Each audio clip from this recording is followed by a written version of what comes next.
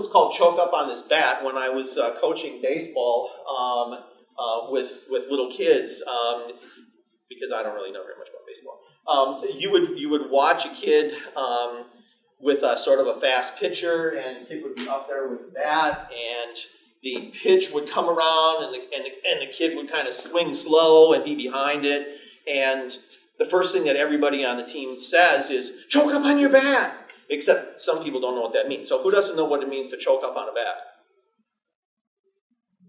Everybody knows. Okay. So here's how you normally swing a bat, and choking up on it means choke up on it a little bit, grip it a little bit higher.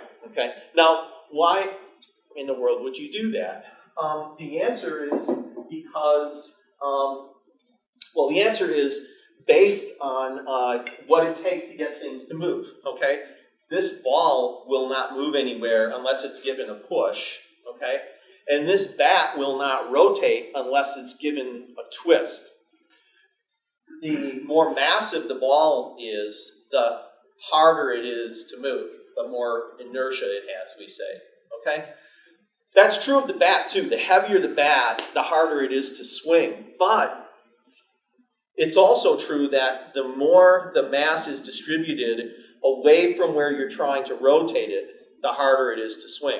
So it's easy to swing a bat like this. It's not so easy to swing a bat like this, all right? So if you grip it a little bit higher, and by the way, when you may think that when you're batting, your body's doing all the twisting. If you do it a few times, you find out it's not true. Your wrists are doing all the twisting. Your wrists start from way back here, and they end up way out here, like 180 degrees. So it's all rotation in the wrists, and if you move up for the rotation point a little bit towards the mass, it's easier to rotate. Therefore, you can get around faster for a fast pitch. Okay? That's the idea there. Two more. One, on the topic of fast. We know that kids love to talk about who's the fastest, what's the fastest thing you've seen, what's the biggest thing you've seen, comparisons are a big thing for kids. So the idea here was to just talk about what speed means, define it, how we actually measure it as distance divided by time, and then to talk about things that are fast. Whoops. Here's the fastest land mammal, a cheetah. And it's very, very fast, but here's a chart down here that shows where a cheetah stands relative to a three-toed sloth is really pretty fast. But relative to the Earth in its orbit around the sun, not so fast.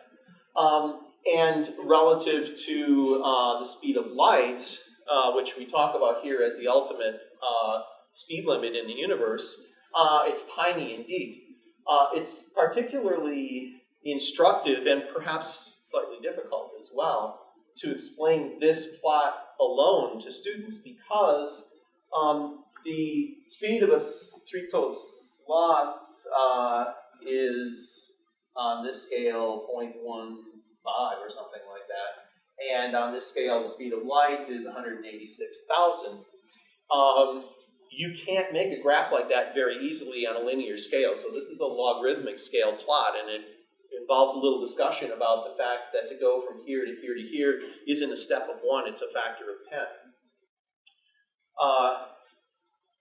The jury's still out as to whether we're going to have to revise this poster given the recent work on identifying neutrinos that potentially are moving faster than the speed of light.